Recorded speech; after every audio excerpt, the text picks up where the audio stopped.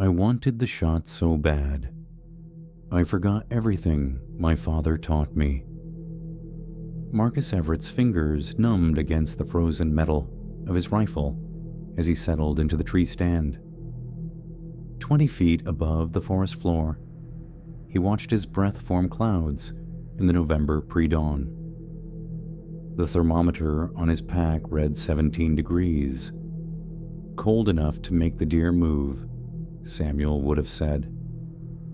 Samuel. 5 years gone, but his voice remained clear as the creek water that ran through these Pennsylvania hills. Patience makes the hunter, Samuel had told him on his first hunt at 12 years old. They'd sat in silence for 6 hours that day. When Marcus fidgeted, Samuel's disappointment cut deeper than the cold. The buck they eventually took down had been a modest 8-pointer. Samuel Field dressed it with surgical precision, teaching Marcus each cut. When Marcus hesitated at the sight of steaming entrails, Samuel's face hardened. "You pull that trigger, you own what comes next," he'd said. "A hunter faces the blood on his hands." Marcus checked his rifle scope for the 3rd time. The massive 12-point buck, nicknamed Ghost, had eluded him for 3 seasons. Today could change everything. A twig snapped somewhere below, jolting Marcus from his memories. His hand instinctively tightened around his rifle. Nothing appeared. False alarm. When he was 16, Marcus had wounded a doe, a poor shot through the hindquarters.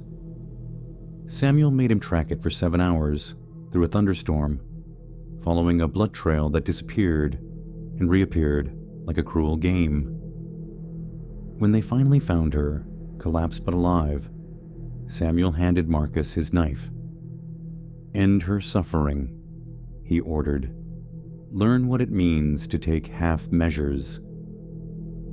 The memory still made Marcus's stomach turn. He'd vomited after, rain washing away the evidence of his weakness. The eastern sky lightened to a pale gray. Movement caught Marcus's eye, a flash of white tail at the forest edge. His heart hammered against his ribs. Samuel had been the county's most respected hunter. His trophy room contained 17 mounted bucks, each taken with a single, clean shot. Marcus had just 4 to his name, none approaching his father's most impressive trophies. "Hunting isn't about the antlers," Samuel always said, though his eyes lingered lovingly on his most magnificent specimens. A crow called harshly from a nearby tree. Another answered from across the clearing.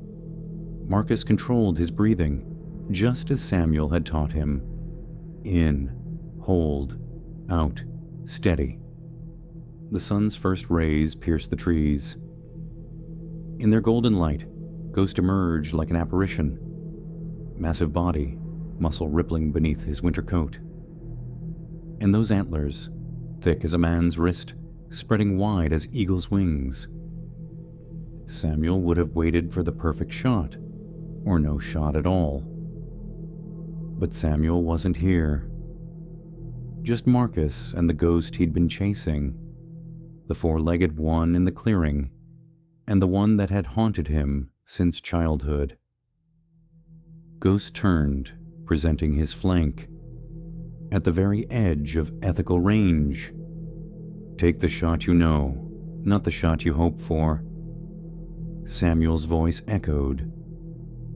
Marcus's finger hovered over the trigger. Ghost stepped delicately across the clearing, steam rising from his nostrils in the frigid air. Through his scope, Marcus could see the buck's eye, dark, alert, wary of dangers, unseen. The magnificent 12-pointer paused, head lifting as though sensing Marcus's presence. A branch obscured the vital area behind the shoulder. the shot Samuel would have taken. Clean, quick, merciful. At this distance, with this obstruction, Marcus knew better. His crosshairs settled on what he could see of the animal's body. Not ideal. Not what Samuel would call ethical. "Dad's not here," Marcus whispered, breath fogging the crisp air. He squeezed the trigger. The rifle's report shattered the dawn silence. Birds erupted from nearby trees as the echo bounced through the hills. Ghost lurched, kicked once, then bolted into the thick underbrush. Not a clean hit. "Damn it!" Marcus hissed, scrambling down from his stand, his boots nearly slipping on the frosted rungs. His heart pounded, not with the usual post-shot adrenaline, but with growing dread. On the ground where Ghost had stood, a few crimson droplets stained the frost-covered leaves. Not the rich arterial spray of a lung or heart shot, but the spatter pattern of a wound to the hindquarters, or gut. A gut shot. The slowest, most agonizing death for an animal. Samuel's voice roared in his memory. A gut shot is a failure of the hunter, not the hunted. Marcus followed the blood trail, sparse and already freezing in the bitter cold. The droplets grew smaller, farther apart. Ghost was moving fast, despite his wound, driven by terror and survival instinct deeper into unfamiliar territory. 2 hours in, Marcus realized his first critical mistake. In his haste to track the wounded buck, he'd left his emergency pack at the tree stand, containing extra ammunition, water, fire starter, and emergency rations. His regular pack held only a small canteen, a hunting knife, and a few energy bars. The second mistake became apparent when dark clouds began building on the horizon. The weather forecast had mentioned a small chance of snow. Nothing significant. But the rapidly darkening sky told a different story. He checked his phone. No signal. Another mistake. By noon, the first snowflakes fell. The blood trail, already difficult to follow, would soon be obscured completely. Marcus quickened his pace, eyes straining for any sign. A broken twig, disturbed ground, the increasingly rare droplets of blood. He crashed through a thicket of thorns, branch whipping across his face, opening a cut along his cheekbone. Blood, his own now, dripped down his face, freezing against his skin. The snow intensified. Wind whipped between the trees, temperature plummeting. Marcus shivered despite his layers. Ghost's trail led him ever deeper into the most remote section of the state forest, miles from the nearest road or trail. Ahead, a steeper ravine dropped away. At its edge, a larger pool of blood marked where Ghost had paused, perhaps weakening. Marcus peered over the edge. The ravine walls were steep, slick with new snow. At the bottom, barely visible, a flash of brown and white. Ghost was down there, still alive, suffering. Getting down would be dangerous. Getting back up, possibly impossible. Every moment that passed extended the animal's suffering. Samuel would never have forgiven that. Marcus began his descent. The ravine's slope betrayed Marcus on his third step down. Loose shale beneath the fresh snow gave way, sending him sliding uncontrollably. His rifle swung wildly as he clawed for purchase against the frozen earth. 20 feet down, his shoulders slammed into an outcropping, sending white-hot pain through his left side. He came to rest at the bottom, gasping, the metallic taste of blood in his mouth from where he'd bitten his tongue. Ghost was gone. The patch of disturbed snow and blood remained, but the wounded buck had somehow pulled himself up and continued on. "Damn animal doesn't know when to quit," Marcus muttered, testing his shoulder. Not dislocated, but badly bruised.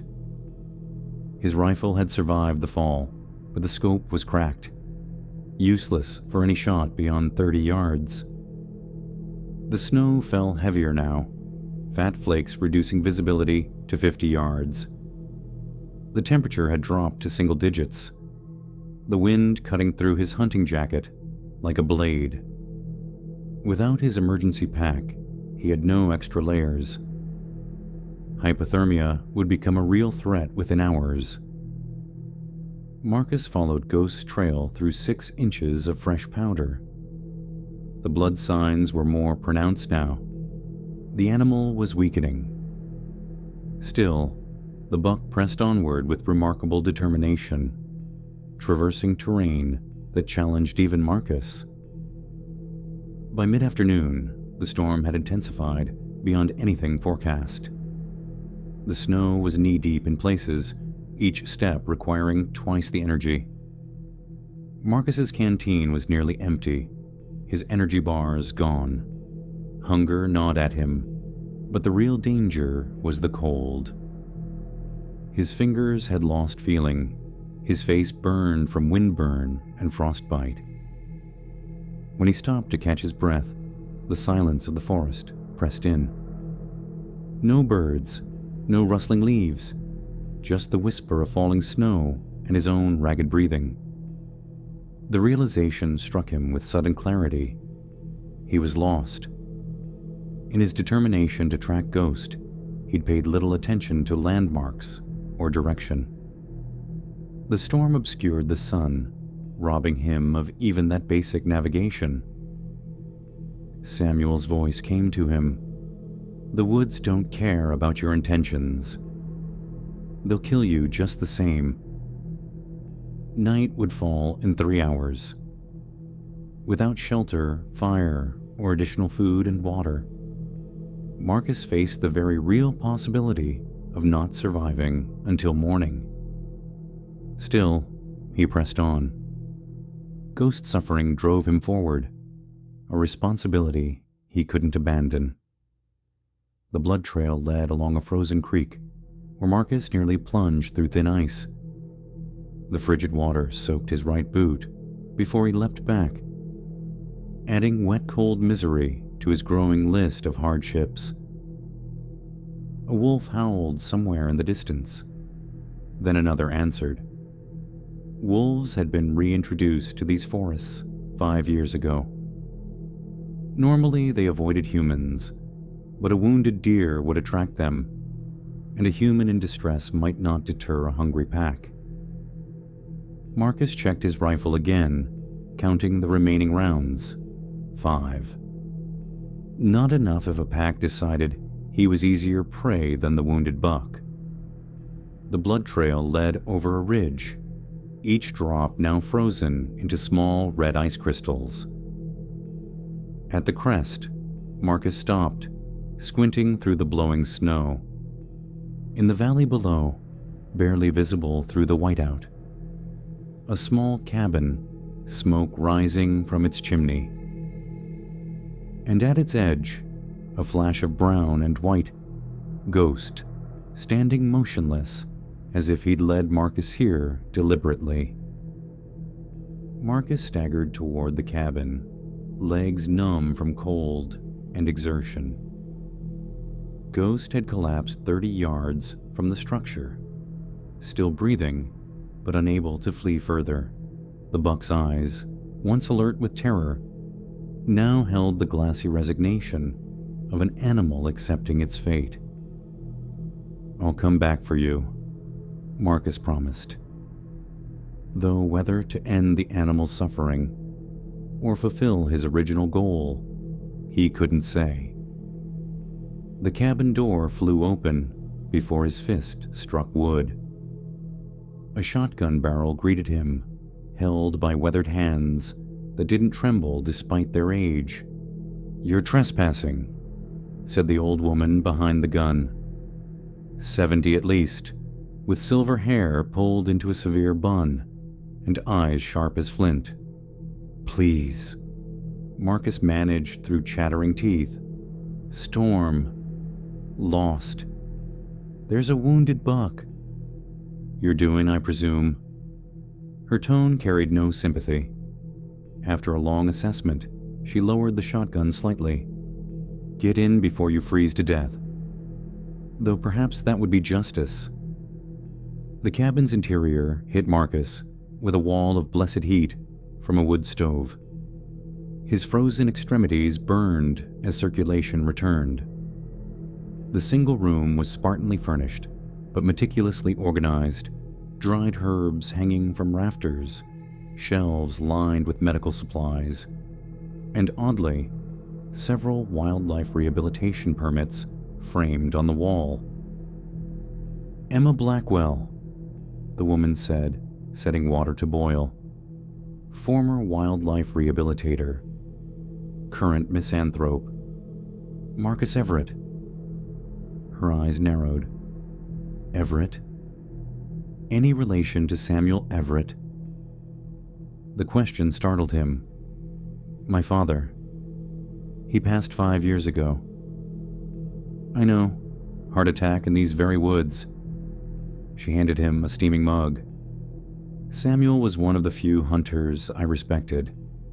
He understood what most don't, that taking life comes with responsibility."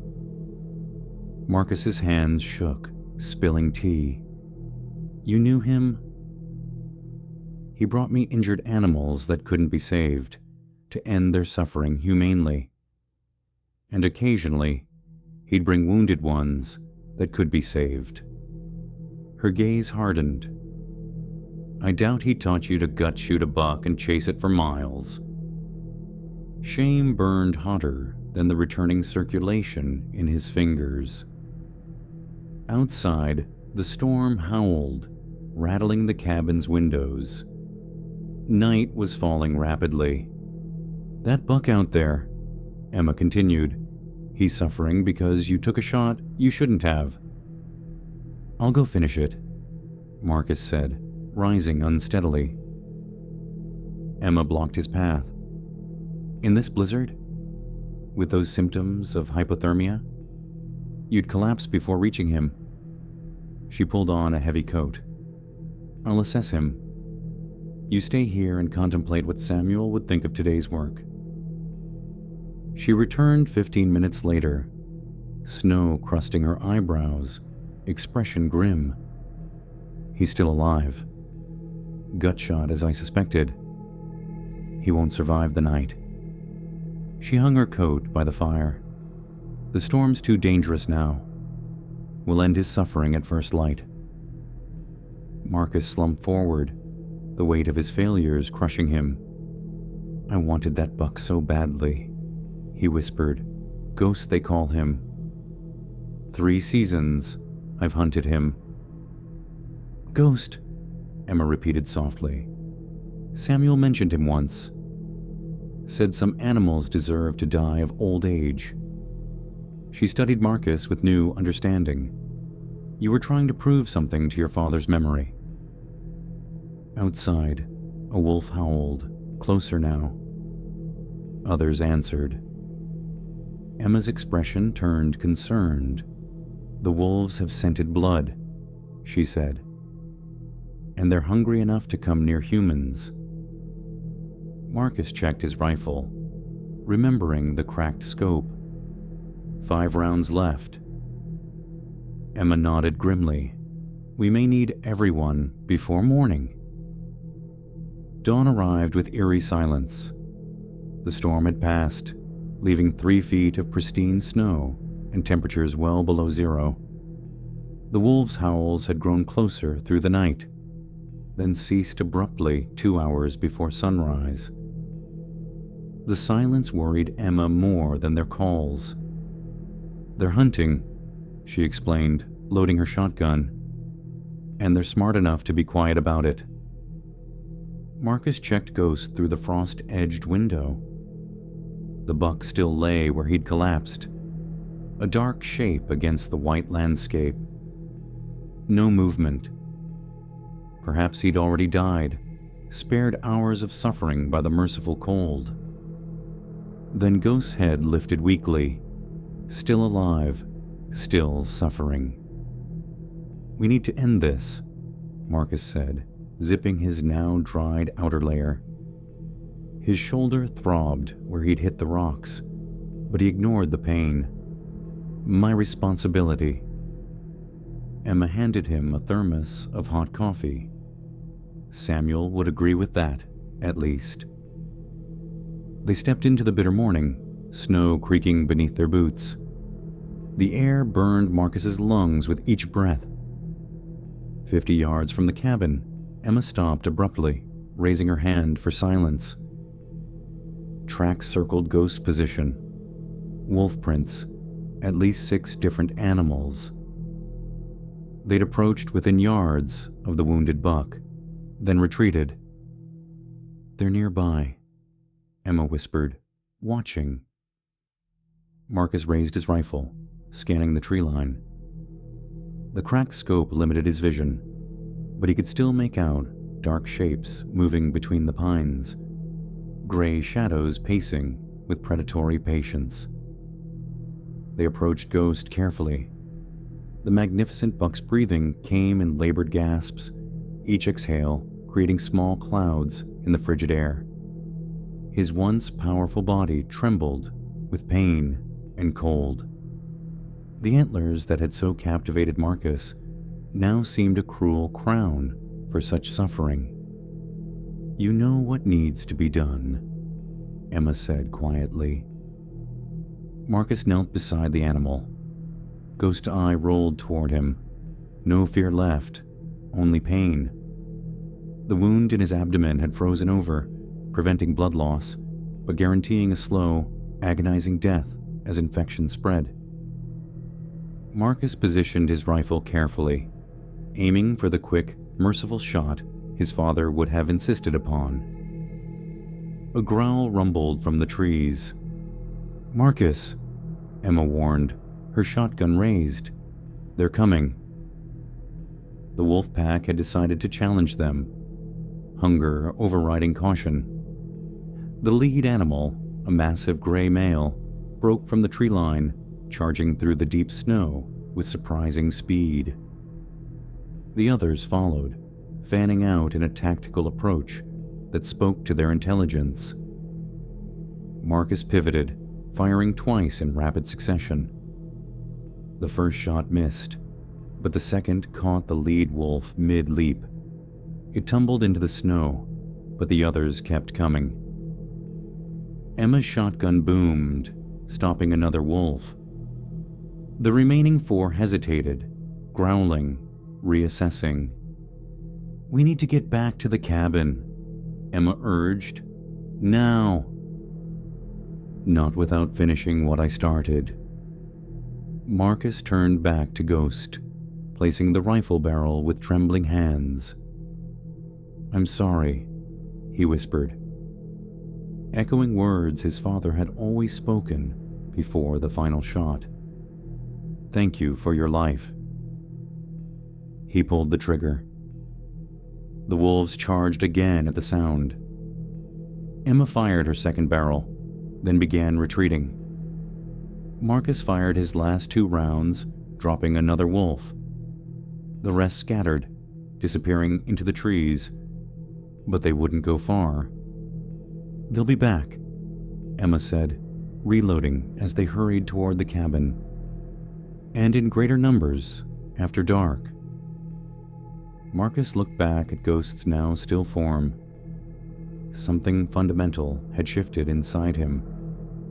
The trophy he'd pursued so obsessively now seemed utterly meaningless compared to the responsibility he'd finally fulfilled. The wolves returned at dusk, their hungry eyes reflecting the cabin's lantern light. Marcus counted 8 animals circling outside, more than they could fight off if the predators grew desperate enough to charge the cabin directly. "We need to get Ghost out of there," Marcus said, watching the wolves approach the buck's body. "I can't let them tear him apart." Emma regarded him curiously. "Why?"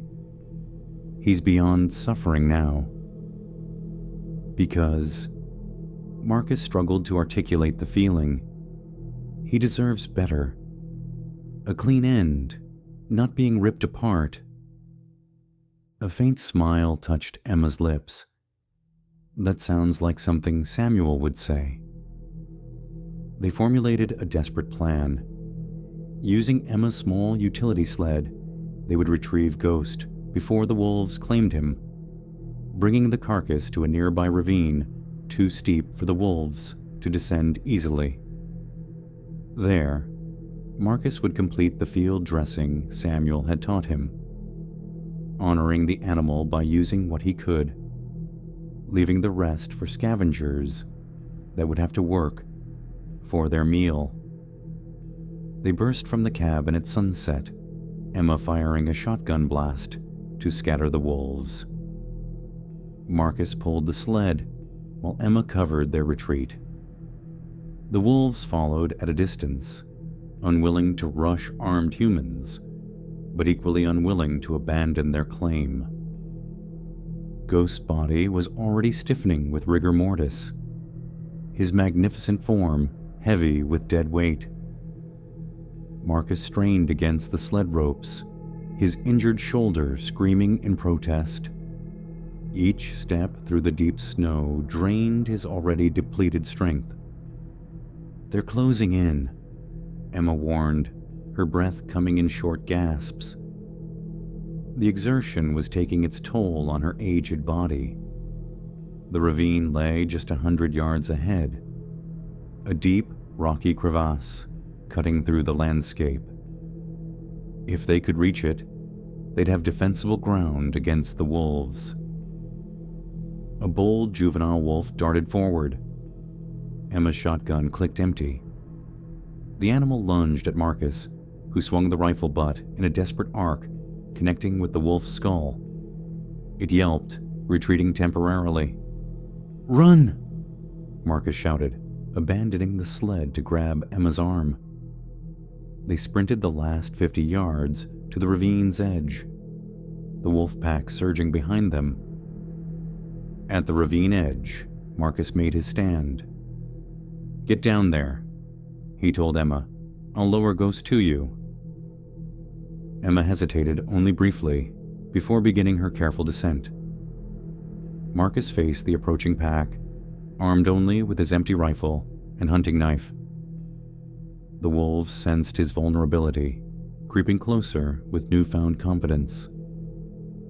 With desperate strength, Marcus dragged Ghost's body to the edge, then began lowering it down using the sled ropes.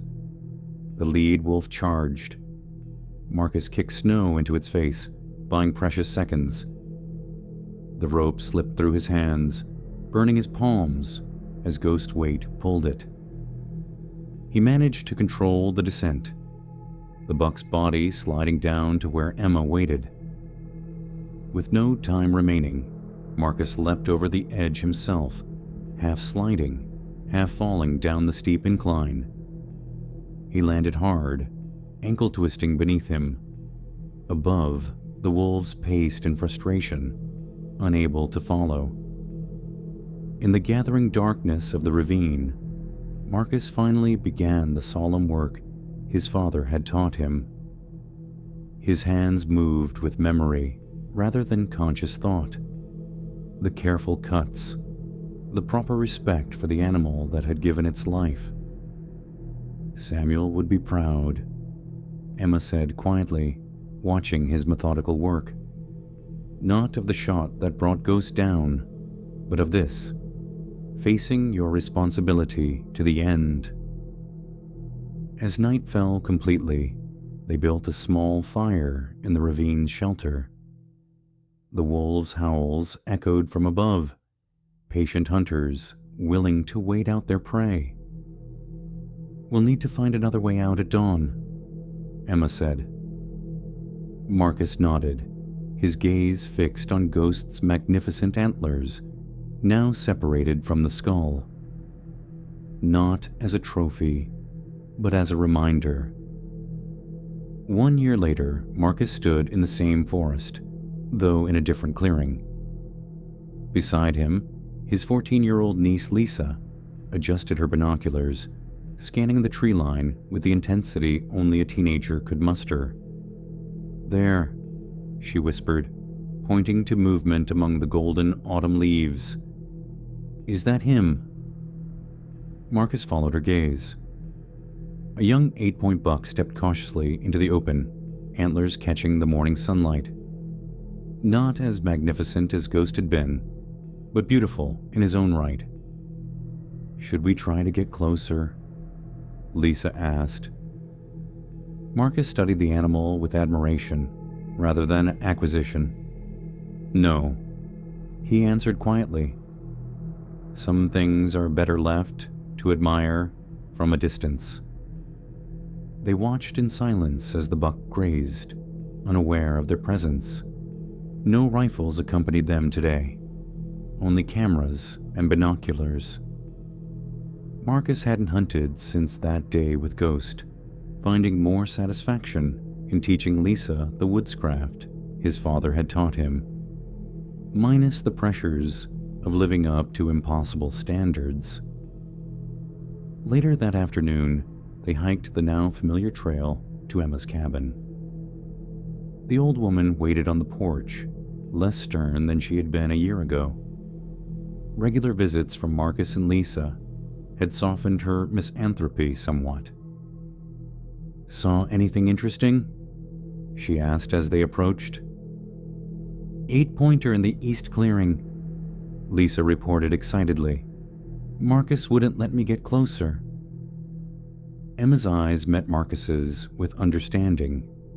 Wise decision. Inside the cabin, Ghost's antlers hung above the fireplace, not as a trophy, but as a reminder. Marcus had insisted Emma keep them, a permanent memorial to the lessons learned in that brutal storm. The ravine where they'd sheltered from wolves had ultimately led them to an old logging road at its far end.